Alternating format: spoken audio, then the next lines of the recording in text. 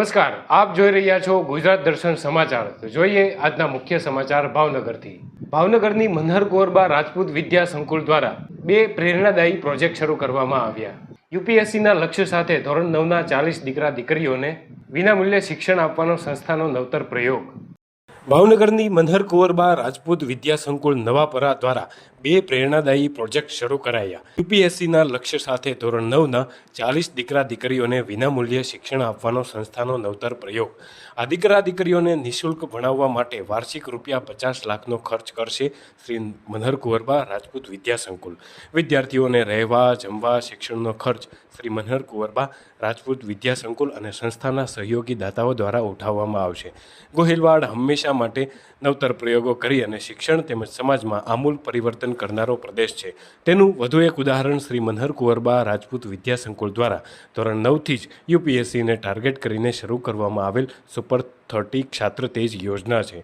આ યોજનામાં સમગ્ર કચ્છ, કાઠિયાવાડ અને ઉત્તર ગુજરાતમાંથી વિવિધ શાખા જેમ કે ગોહિલ, જાડેજા, સરવૈયા, સોઢા, વાળા, વાજા, રાઠોડ, ચુડાસમા, રાણા, વાઢેર, ઝાલા, ચૌહાણ, પરમાર વગેરે ક્ષત્રિય સમાજની તમામ શાખાના ક્ષત્રિય કુમારો અને કન્યાઓનો સમાવેશ થાય છે। સુપર 30ની એન્ટ્રન્સ ટેસ્ટમાં કરી અને કુલ 40 દીકરા દીકરીઓની પસંદગી કરી તેમના 2 વર્ષ સુધીના શિક્ષણની જવાબદારી સંસ્થાએ લીધી છે। આ યોજનામાં તમામ ભાઈઓ બહેનો માટે ફૂલ ડે સ્કૂલ ચાલશે, જેમાં બપોર પછીના શેડ્યુલમાં યુપીએસસીના સિલેબસને 4 ભાગમાં વિભાજિત કરી અને ચોથા ભાગનું દરેક વિષયનું પ્રશિક્ષણ આપવામાં આવી રહ્યું છે। આ યોજનાને સફળ બનાવવા માટે સમાજના દાતાશ્રીઓને યથાશક્તિ સહયોગ આપવા વિનંતી કરવામાં આવી છે। ધોરણ 9થી જ યુપીએસસીને ટાર્ગેટ કરતી સુપર 30 યોજના સમગ્ર કચ્છ, કાઠિયાવાડની શૈક્ષણિક સંસ્થાઓ માટે પ્રેરણારૂપ બની ગઈ છે।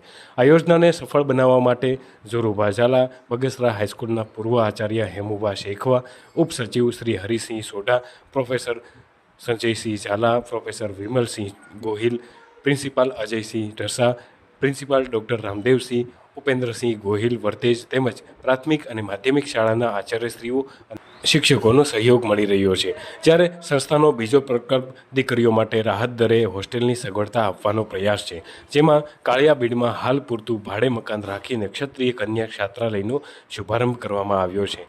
આમ આ બંને યોજનાને સફળ બનાવવા દાતાશ્રીઓને આગળ આવવા સંસ્થા દ્વારા અનુરોધ કરવામાં આવ્યો છે। બ્યુરો રિપોર્ટ, ગુજરાત દર્શન સમાચાર, ભાવનગર।